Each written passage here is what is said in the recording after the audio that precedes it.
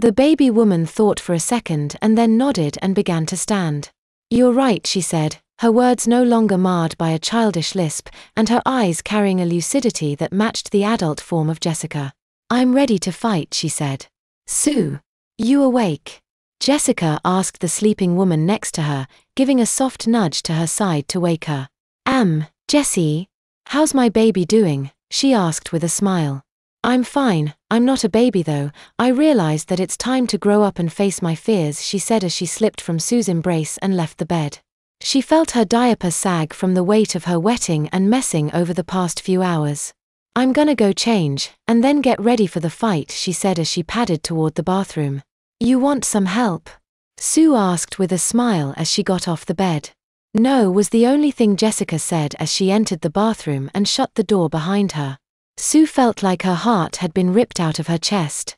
She'd bonded with Jessica in their time together, and felt like she was her baby, and now that she wasn't needed anymore she felt crushed and useless.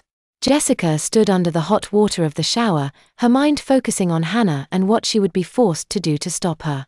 The young woman's face remained stony as she planned out how she was going to kill her former friend. After her shower, Jessica put on a fresh diaper with a disgusted look on her face, and dressed herself in a lightly armored black jumpsuit she found in the closet of the infirmary. It was slightly oversized, but it served to cover the shameful garment taped around her waist. Jessica met up with Knight and the others and got filled in on the mission details, including the meeting with Azuria and the gathering at Terra Volta. "I want the stuff Azuria gave you," she said. "I think Sue should have them. She's the strongest of us." Knight explained. "Wasn't a request," Jessica said, heading to Sue with an open hand waiting for the items. Sue started but was cut short by Jessica. "The stuff, now," she said. Sue fought her tears back as she fetched the items and handed them over to Jessica.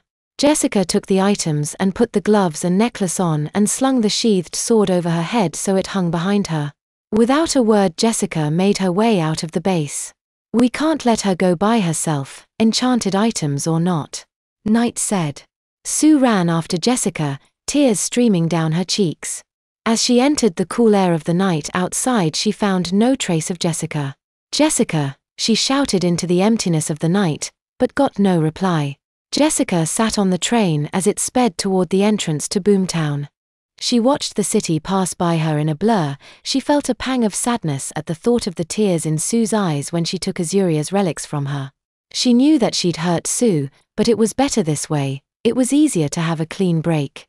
The train stopped outside Boomtown and Jessica got off and stood outside looking at the wrecked town in front of her. She remembered hearing about a great battle that had taken place in Boomtown when she was a kid. The fight had turned the once bustling metropolis into a smoldering wreck of debris and chaos. The city deemed it to be too expensive to rebuild, and had left it in ruin. It was now a haven for villains and a hazard zone for heroes. "Ready or not, Hannah, here I come," Jessica said with a sigh as she entered the gates of Boomtown.